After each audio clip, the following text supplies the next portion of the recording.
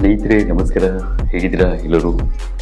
ಯಾರಾದರೂ ಮೊದಲನೇ ಬಾರಿ ನಮ್ಮ ಚಾನಲ್ ನೋಡ್ತಿದ್ರೆ ಈಗಲೇ ಸಬ್ಸ್ಕ್ರೈಬ್ ಮಾಡ್ಕೊಳ್ಳಿ, ಹಾಗೆ ಪಕ್ಕದಲ್ಲಿ ಕಾಣುವಂಥ ಬೆಲ್ಲೈಕನ್ ಒತ್ತಿ ಅಂತ ಹೇಳ್ತಾ ಈ ವಿಡಿಯೋನಲ್ಲಿ ನಾನು ಇಡೀ ರಾಜ್ಯದ ಜನತೆಗೆ ಒಂದು ಸಂದೇಶ ಕೊಡೋಕ್ಕೆ ಇಷ್ಟಪಡ್ತೀನಿ.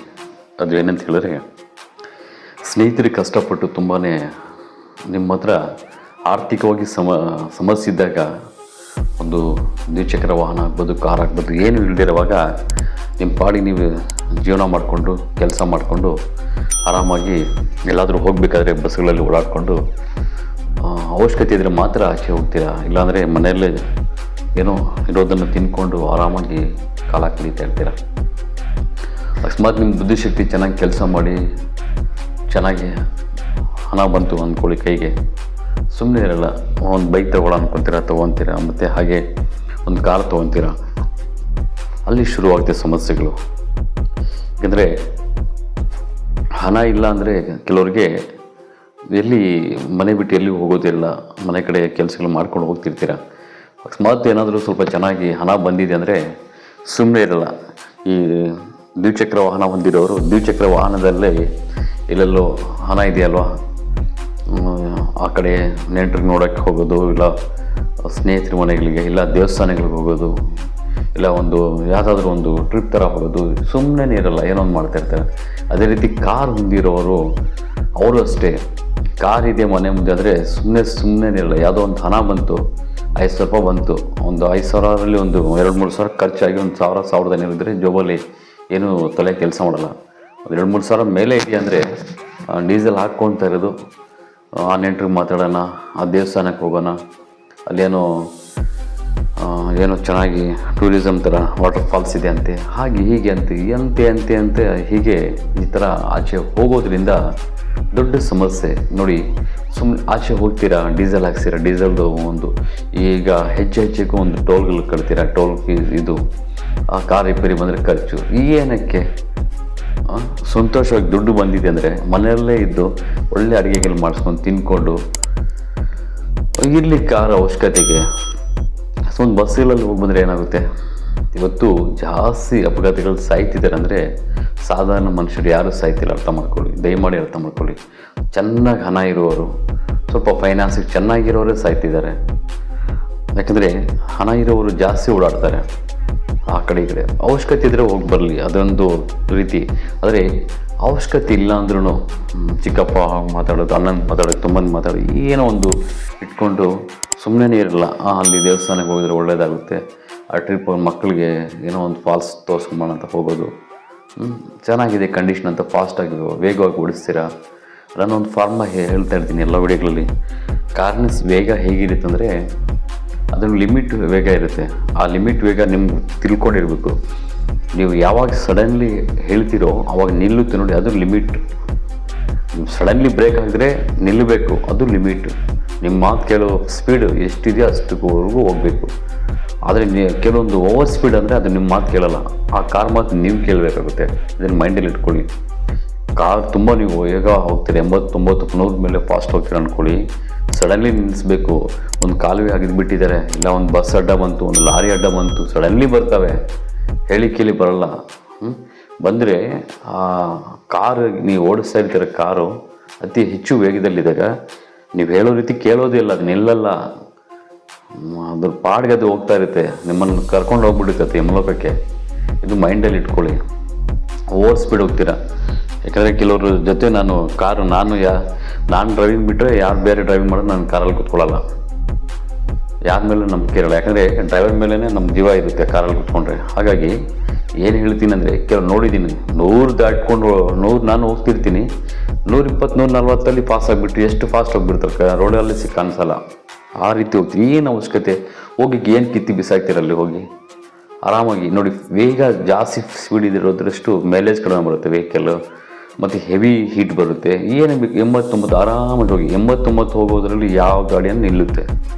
90 ದಾಟಿದೆ ಅಂದರೆ ರೆಡ್ ಸಿಗ್ನಲ್, ಡೇಂಜರ್ ಝೋನಲ್ಲಿ ಇದೆಯಾ, ಬೇಗ ಮೂಲಕಕ್ಕೆ ರೀಚ್ ಆಗ್ತಾ ಇದೆಯಾ ಅಂತ ಯೋಚನೆ ಮಾಡಬೇಕು. ಓವರ್ ಸ್ಪೀಡ್ ಏನು ಹೋಗ್ತೀರಾ ಅಂತ. ಇನ್ನೊಂದು ವಿಷಯ ಹೇಳ್ತೀನಿ ಸ್ನೇಹಿತರೆ, ದಯಮಾಡಿ ಬೇಜಾರಾಗ್ಬಿಡಿ. ಈಗಿನ ಕಾಲದಲ್ಲಿ ನೀವು ಗಮನಿಸಿ, ನಿಮ್ಮ ಊರುಗಳಲ್ಲಿ ಆರಾಮಾಗಿ ಎಷ್ಟು ಲಕ್ಷಗಳು ಕೋಟಿಗಳು ಸಂಪಾದನೆ ಮಾಡಿದ್ರು ಈ ರೀತಿ ಕಾರ್ಗಳು ತಗೊಳ್ಳದೆ ಬಸ್ಗಳಲ್ಲೇ ಪ್ರಯಾಣ ಮಾಡಿಕೊಂಡು, ಒಳ್ಳೆ ಊಟ ಮಾಡಿಕೊಂಡು, ಒಳ್ಳೆ ನಿದ್ರೆ ಮಾಡಿಕೊಂಡು, ಒಳ್ಳೆ ಆರೋಗ್ಯ ಒಳ್ಳೆ ಚೆನ್ನಾಗಿ ಕಾಪಾಡ್ಕೊಳ್ಳೋದು ಅಂದರೆ ಸೆಟ್ರು ಮನೆತನಗಳಲ್ಲಿ. ಸೆಟ್ರುಗಳನ್ನ ನೋಡಿಬೇಕಾದ್ರೆ, ಸೆಟ್ರು ಯಾರಾದರೂ ವೀಡಿಯೋ ನೋಡಿದ್ರೆ ಬೈಕ್ ಬಿಡಿ, ನಿಮ್ಮನ್ನು ನೋಡಿ ಕಳೀಲಿ ಅಂತ ಹೇಳ್ತಾ ಇದ್ದೀನಿ. ದಯಮಾಡಿ ನಾನು ಒಂದು ಕ್ಯಾಸ್ಟ್ ಬಗ್ಗೆ ಹೇಳ್ತಿಲ್ಲ, ಅವ್ರು ನೋಡಿದ್ರೆ ಸಂತೋಷ ಆಗುತ್ತೆ. ಸೆಟ್ರು ಮನೆಗಳಲ್ಲಿ ಮನೆ ಪಕ್ಕದಲ್ಲಿ ಮನೆಯಲ್ಲಿ ಒಂದು ಚಿಕ್ಕದ ಅಂಗಡಿ ಇದ್ದರೂ ಅದನ್ನೇ ಜೀವನ ಮಾಡ್ಕೊಂಡು ಹೋಗ್ತಿರ್ತಾರೆ. ಅಂಗಡಿ ನಡೆಸ್ಕೊಂಡು ಬೇರೆ ಊರಿಗೆ ಹೋಗಿ ದುಡಿಯೋಕ್ಕೆ ಹೋಗಲ್ಲ. ಒಂದು ಅಂಗಡಿ ಇದೆ ಅಂದರೆ ಅಲ್ಲೇ ಬೆಳೀತಾರೆ. ಅವ್ರು ಬೆಳೆದ ಮೇಲೆ ಅವ್ರ ಮಗನಿಗೂ ಅಲ್ಲೇ ಅಂಗಡಿ ವ್ಯಾಪಾರ ಹಾಕ್ಕೊಡ್ತಾರೆ. ಮೊಮ್ಮಗನ ಹಾಗೆ ಬೆಳೀತಾ ಇರ್ತಾರೆ. ಅಕಸ್ಮಾತ್ ಕೆಲವರು ಸೆಟ್ರು ತುಂಬ ಫೈನಾನ್ಸಾಗಿ ಬೆಳೆದು ಕೋಟಿಗಳಿದ್ದಾರೆ, ನಾನು ನೋಡಿದ್ದೀನಿ. ದಿನಕ್ಕೆ ಸುಮಾರು ಲಕ್ಷಗಳು ಕೋಟಿಗಳಿದ್ರು ಅವ್ರೇನಾದರೂ ಬೆಂಗಳೂರಿಗೆ ನಗರಕ್ಕೆ ಹೋಗಬೇಕಾದ್ರೆ ಬಸ್ಸಲ್ಲೇ ಹೋಗ್ತಾರೆ. ಚೆನ್ನಾಗಿ ನೀಟಾಗಿ ರೆಡಿ ಆಗಿಬಿಟ್ಟು ಆರಾಮ್ ಬಸ್ಸಲ್ಲಿ ಕುತ್ಕೊಂಡು ನಿದ್ದೆ ಮಾಡ್ತಾರೆ ಆರಾಮಾಗಿ. ಬೆಸ್ಟ್ ನೋಡಿ, ಇಲ್ಲಿ ಬಸ್ಸಲ್ಲಿ ಹೋಗೋದ್ರಿಂದ ಒಳ್ಳೆ ನಿದ್ದೆ ಮಾಡ್ಬೋದು. ಯಾರೋ ಓಡಿಸ್ತಾ ಇರ್ತಾರೆ. ಆ ಪ್ರಯಾಣದಲ್ಲಿದ್ದಾಗ ನೀವು ಏನಾದರೂ ಕ್ಯಾಲ್ಕುಲೇಷನ್ ಮಾಡ್ಕೋಬೋದು, ಯಾರ ಬಗ್ಗೆ ಆದರೂ ಫೋನಲ್ಲಿ ನೆಮ್ಮದಿಯಾಗಿ ಮಾತಾಡಿಸ್ಕೊಳ್ಬೋದು. ಬಸ್ ಸೇಫ್ಟಿ, ಯಾರು ಡ್ರೈವಿಂಗ್ ಮಾಡ್ತಾರೆ. ಕಾರ್ ಏನಕ್ಕೆ? ಕಾರಲ್ಲೇ ಬಂದ್ರೆ ಸ್ವೀಕರಿಸೋದು ಅಂಥ ಜಾಗಗಳಲ್ಲಿ ಅಂದರೆ ಏನೋ ಇರ್ಬೋದು ನೋಡಿ. ಕಾರ್ ಇರೋದ್ರಿಂದ ವರ್ಷಕ್ಕೊಂದು ಟ್ಯಾಕ್ಸ್ ಇನ್ಸೂರೆನ್ಸ್ ಕಟ್ಟಬೇಕಾ? ಕನಿಷ್ಠ ಒಂದು 20,000 15,000 ಹಂಗೆ ಇನ್ಸೂರೆನ್ಸ್ ಕಟ್ತೀರಾ. ಕನಿಷ್ಠ ವರ್ಷದಲ್ಲಿ 2 ಸಲ ಸರ್ವಿಸ್ ಕಳಿಸ್ತಾರ. ಒಂದು ಸರ್ವಿಸ್ಗೆ ಹೋದರೆ 15,000 ಮೇಲೇ ಆಗುತ್ತೆ. ಒಂದು ಸಂಸಾರ, ಒಂದು ಮಗುಗೆ ಓದಿಸುವಷ್ಟು ಕಾರ್ ಖರ್ಚು ಮಾಡಿಸುತ್ತೆ ನಿಮಗೆ. ಆದರೆ ಏನಕ್ಕೆ ತೊಗೊಳ್ತೀರಾ?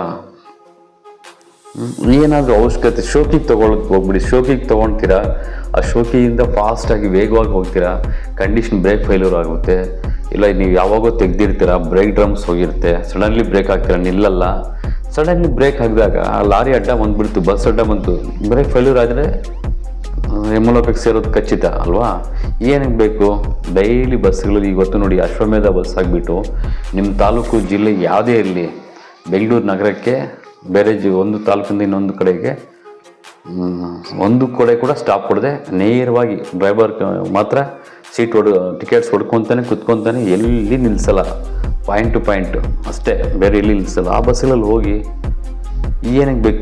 ಕಾರ್ ಇಟ್ಕೊಳ್ಳೋದು ಒಂದೇ, ಒಂದು ಫ್ಯಾಮಿಲಿ ಮೇಂಟೆನೆನ್ಸ್ ಮಾಡೋದು ಒಂದೇ. ಕಾರ್ ಇರೋದ್ರಿಂದ ನಿಮಗೆ ಎಷ್ಟೆಲ್ಲ ಸಮಸ್ಯೆಗಳಿದೆ. ಇನ್ಶೂರೆನ್ಸ್ ಕಟ್ಟಬೇಕು, ಸರ್ವಿಸ್ ಮಾಡಿಸ್ಬೇಕು, ಯಾರಾದರೂ ಕೇಳಿದ್ರೆ ಕೊಡಬೇಕು. ಅವನೇ ತೊಗೊಂಡೋಗಿ ಏನು ಮಾಡ್ಕೊಂಡ್ಬರ್ತಾನೆ ಗ್ಯಾರಂಟಿ ಇರಲ್ಲ.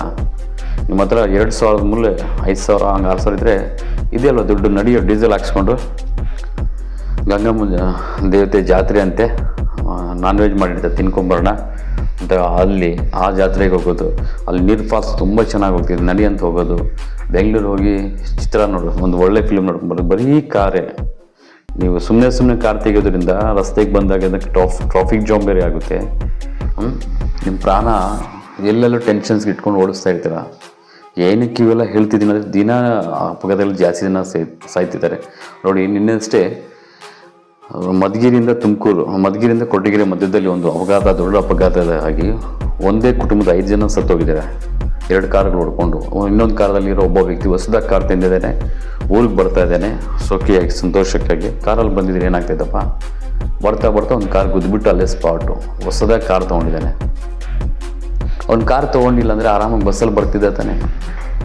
ಕಷ್ಟಪಟ್ಟು ಒಂದು 2,000 5,000 10,000 ಲಕ್ಷಗಳ ಏನು ಜೋಡಿಸ್ಕೊಳ್ಳೋದು, ಹಣ ಕೂಡಿಸ್ಕೊಳ್ಳೋದು, ತೊಗೊಳ್ಳೋದು, ಇದೇ ವಸ್ತುಗೆ ಸಾಯೋದು.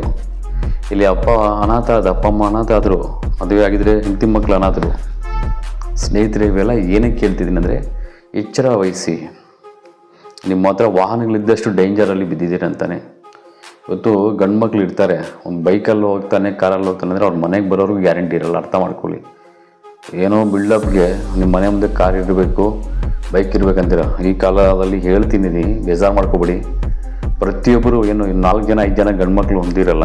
ಈಗ ಅದು ಯಾರೋ ಸ್ಲೋಕನ್ ಕೊಟ್ಬಿಟ್ಟು, ಕೀರ್ತಿಗೊಬ್ಬ ಆರತಿಗೊಬ್ಳು, ಒಬ್ಬರೇ ಸಾಕು, ಇಬ್ಬರು ಅಂತ ಇವಾಗ ಕೀರ್ತಿನೂ ಬೇಡ ಆರ್ತಿಗೂ ಬೇಡ, ಒಬ್ಬರೇ ಸಾಕಂತ ಒಬ್ರಿಗೆ ಇಟ್ಕೊಂಡಿರ್ತಾರೆ ಮಕ್ಕಳಿಗೆ. ಅಕಸ್ಮಾತ್ ಮಗ ನೀವು ಬೈಕ್ ಕೊಟ್ಟಿರ್ತೀರ, ಕಾರ್ ತೊಗೊಂಡು ಕೊಟ್ಟಿರ್ತೀರ, ಅವನೇನೋ ಅಪಘಾತ ಆಗಿ ನೀವು ಕಾರ್ ತೊಗೊಂಡಿರ್ತೀರ, ನಿಮ್ಮ ಮಗ SLC ಹೋದರೆ ಅವ್ನಿಗೆ ಹೇಳ್ಕೊಟ್ಬಿಡ್ತಾರೆ, ನನ್ನ ಮಗ ಕಾರ್ ಡ್ರೈವಿಂಗ್ ಮಾಡಬೇಕಂತ ಅವ್ನು ಕಾರ್ ಡ್ರೈವಿಂಗ್ ಹೇಳ್ಕೊಟ್ಬಿಡ್ತೀರ. ಮತ್ತು ಅವನು ಅಪ್ಪ ಎಲ್ಲೋ ಫ್ರೆಂಡ್ ಜೊತೆ ಅಂತ ಹೋಗ್ತಾನೆ, ವೇಗವಾಗಿ ಹೋಗ್ತಾರೆ, ಆಕ್ಸಿಡೆಂಟ್ ಆಗಿ ಸಾಯ್ತಾನೆ ಅಂದ್ಕೊಳ್ಳಿ. ಮತ್ತು ನಿಮ್ಮ ವಂಶಕ್ಕೆ ಯಾರಾಗ್ತಾರೆ, ಏನಕ್ಕೆ ಬೇಕು ಯೋಚನೆ ಮಾಡಿದ್ರೆ ಎಲ್ಲ ಸರಿಪಡಿಸ್ಬೋದು. ಯಾವ ಅಪಘಾತನೂ ಆಗಲ್ಲ ರೋಡಲ್ಲಿ, ಯೋಚನೆ ಮಾಡಲ್ಲ, ಒಳ್ಳೆ ದಾರಿಯನ್ನು ಯೋಚನೆ ಮಾಡಲ್ಲ, ಅನಾವಶ್ಯಕವಾಗಿ ಯೋಚನೆಗಳು ಜಾಸ್ತಿ ಮಾಡ್ತಾರೆ. ಆ ನನ್ನ ಬಗ್ಗೆ ಏನು ಬೆಳೀತಿದ್ದಾನೋ, ಆ ಮುಂದೆ ಏನು ನಡೀತಿದ್ದಾಳೋ, ಅವನೇನು ಮಾಡ್ತಾ ಇದ್ದಾನೆ, ಇವನೇನು ಬೇರೆಯವ್ರ ಬಗ್ಗೆ ಯೋಚನೆ ಮಾಡ್ತಾರೆ. ಬಟ್ ನಿಮ್ಮ ಜೀವನದ ಬಗ್ಗೆ ಯೋಚನೆ ಮಾಡಿ, ಎಲ್ಲ ಸರಿ ಹೋಗುತ್ತೆ. ದಯಮಾಡಿ ಸ್ವಂತ ಕಾರ್ ಇಡಕ್ಕೆ ಹೋಗ್ಬಿಡಿ. ಆರಾಮಾಗಿ ಬಸ್ಸುಗಳಲ್ಲಿ ಪ್ರಯಾಣ ಮಾಡೋದು ಮಾಡಿ, ಹಣನೂ ಉಳಿಯುತ್ತೆ. ಇರೋ ಹಣದಲ್ಲಿ ನೀವು ಕಾರ್ಗೆ ಇಡೋದು 2-3 ಲಕ್ಷ, 2 ಲಕ್ಷನೇ, 1 ಲಕ್ಷನೇ ಆಗಲಿ ಬಿಡಿ, ಅದನ್ನು ಬೇರೆ ನೀವು ನಿಮ್ಮ ವ್ಯಾಪಾರ ವಹಿವಾಟುಗಳನ್ನು ಅಭಿವೃದ್ಧಿ ಮಾಡ್ಕೊಳ್ಳಿ, ಫೈನಾನ್ಸಾಗಿ ಬೆಳೀರಿ. ದ್ವಿಚಕ್ರ ವಾಹನ ಯಾರು ಬಳಸ್ತೀರೋ ಅವರು ಕೇವಲ ಊರು ಲಿಮಿಟಲ್ಲಿ ಓಡಾಡೋಕ್ಕೆ ಮಾತ್ರ ಇಟ್ಕೊಳ್ಳಿ. ಊರಿಂದ 20 ಕಿಲೋಮೀಟ್ರ್, 30 ಕಿಲೋಮೀಟ್ರ್, 50 ಕಿಲೋಮೀಟ್ರಿಗೆಲ್ಲ ಬೈಕೆಲ್ಲ ಯಾಕೆ ಹೋಗ್ತೀರಾ? ಬೈಕಲ್ಲಿ ಹೋಗ್ತೀರಾ, ಸ್ವಲ್ಪ ಟಚ್, 120 ಫಾಸ್ಟ್ ಬರ್ತಾ ಇರುತ್ತೆ ಕಾರು, 2 ವೀಲರ್ ಸಡನ್ಲಿ ಬಂದರು ನಿಲ್ಸಲ್ಲ, ಹೊಡೆದು ಬಿಡ್ತಾರೆ ಅವ್ರು, ಇನ್ಸೂರೆನ್ಸ್ ಇದೆ ನೋಡ್ಕೊಳ್ಳೋಣ ಅಂತ. ಏನಕ್ಕೆ ಬೇಕಪ್ಪ ಬೈಕಲ್ಲಿ ಅಷ್ಟು ದೂರ 40 ಕಿಲೋಮೀಟ್ರ್ 20 ಕಿಲೋಮೀಟ್ರ್ ಹೋಗೋದು ಯಾಕೆ, ಸಾಯೋದು ಯಾಕೆ? ಬಸ್ಸಲ್ಲಿ ಹೋಗಿ ಆರಾಮಾಗಿ ಮಾತಾಡಿಸ್ಕೊಂಡು ಬಸ್ಸಲ್ಲಿ ಹೋಗಿ ಬಂದಿರೋದ್ರಿಂದ ನಿನಗೆ ಹಣನೂ ಉಳಿಯುತ್ತಲ್ವ. ಹಾಗಾಗಿ ಯಾಕಂದರೆ ಇವತ್ತು ಆ ಅಪಘಾತಗಳು ನೋಡಿದ್ರೆ ಭಯಂಕರ ಅಪಘಾತಗಳಾಗ್ತಾ ಇರ್ತವೆ. ಅಪ್ಪ ಅಮ್ಮ ಮಗನ ಬಿಟ್ಬಿಟ್ಟು ಬರುವಾಗ ಸ್ಪಾಟಲ್ಲಿ ಹೋಗ್ತಾ ಇದ್ದಾರೆ, ಮಗ ಹೆಂಡತಿ ಕರ್ಕೊಂಡು ಹೋಗೋದು, ಅಲ್ಲಿ ಸತ್ತೋಗೋದು. ತುಂಬಾ ಕಾರ್ಗಳಿದ್ರೆ ಸಮಸ್ಯೆ, ಕಾರೇ ಇಲ್ಲ ಅಂದರೆ ಯಾವ ಸಮಸ್ಯೆ ಇಲ್ಲ. ಸೆಟ್ರಿಗೆ ನೋಡಿ ಕಲೀರಿ. ಸೆಟ್ರುಗಳು ಲಕ್ಷಗಳು ಸಂಪಾದನೆ ಮಾಡಿದ್ರು ಒಂದು ಕಾರ್ ಇಡಲ್ಲ, ಯಾರೋ 100ಕ್ಕೆ ಒಬ್ಬರು ಇಬ್ಬರು ಇಡ್ತಾರೆ ಅಷ್ಟೇ. ಎಷ್ಟು ಜನ ಅವ್ರು ನೋಡಿದ್ರೆ ಕಲಿಬೇಕು. ಎಷ್ಟು ದುಡಿದ್ರೂ ಅಹಂಕಾರ ಪಡಲ್ಲ, ಒಳ್ಳೆ ತುಪ್ಪ ತಿಂತಾರೆ, ಒಳ್ಳೆ ಫುಡ್ ತಿಂತಾರೆ, ಒಳ್ಳೆ ಆರೋಗ್ಯ ಕಾಪಾಡ್ಕೊತಾರೆ, ಅಹಂಕಾರ ಇರಲ್ಲ. ಕೆಲವು ಕೆಟಗಿರಿಯಲ್ಲಿ ಸ್ವಲ್ಪ 1 ಲಕ್ಷ ರೂಪಾಯಿ ಬಂದರೆ ಸಾಕು, ನನ್ನ ಅಜ್ಜಿ 1 ಲಕ್ಷ ರೂಪಾಯಿಗೆ ಇನ್ನೊಂದು 20 ಸಾವಿರ ಸಾಲ ಮಾಡಿ 20ಗೆ ಕಾರ್ ತೊಗೊಳ್ಳೋದು, ಮತ್ತು ಅದು ರಿಪೇರಿ ಬಂದರೆ ಇರಲ್ಲ ದುಡ್ಡು, ಅಲ್ಲೇ ಬಿಟ್ಬಿಟ್ಟು ಬರ್ತಾರೆ. ಏನಕ್ಕೆ ಬೇಕು? ಸ್ನೇಹಿತರೆ, ಎಚ್ಚರ ವಹಿಸಿ ಅಂತ ಹೇಳ್ತಾ ನಮಸ್ಕಾರ, ಧನ್ಯವಾದಗಳು. ಹಾಗೆ ನಮ್ಮ ಚಾನಲ್ ಇನ್ನೂ ಯಾರು ಸಬ್ಸ್ಕ್ರೈಬ್ ಮಾಡ್ಕೊಂಡಿಲ್ಲಾಂದರೆ ಮಾಡ್ಕೊಳ್ಳಿ ಅಂತ ಹೇಳ್ತಾ, ಈ ಸುದ್ದಿಯನ್ನು ನಿಮ್ಮ ಎಲ್ಲ ಸ್ನೇಹಿತರಿಗೂ ಶೇರ್ ಮಾಡಿ. ತುಂಬ ಉಪಯೋಗ ಆಗಿರುವಂಥ ಸುದ್ದಿ ಇದು. ಇಂಥದ್ದು ಕಳಿಸಲ್ಲ, ಯಾರೋ ಒಂದು ಹುಡುಗ ಏನೋ ಮಾಡ್ಕೊತಿದ್ದೀರ ಅಂತ ಕಳಿಸ್ಕೊತೀರ. ಇಂಥದ್ದು ಜೀವನಕ್ಕೆ ಉಪಯೋಗ ಆದಂಥ ಸುದ್ದಿಗಳನ್ನು ನೋಡಿ ಸಮಯ ವ್ಯರ್ಥ ಮಾಡಿಬಿಡಿ ಅಂತ ಹೇಳ್ತಾ ನಮಸ್ಕಾರ, ಧನ್ಯವಾದಗಳು.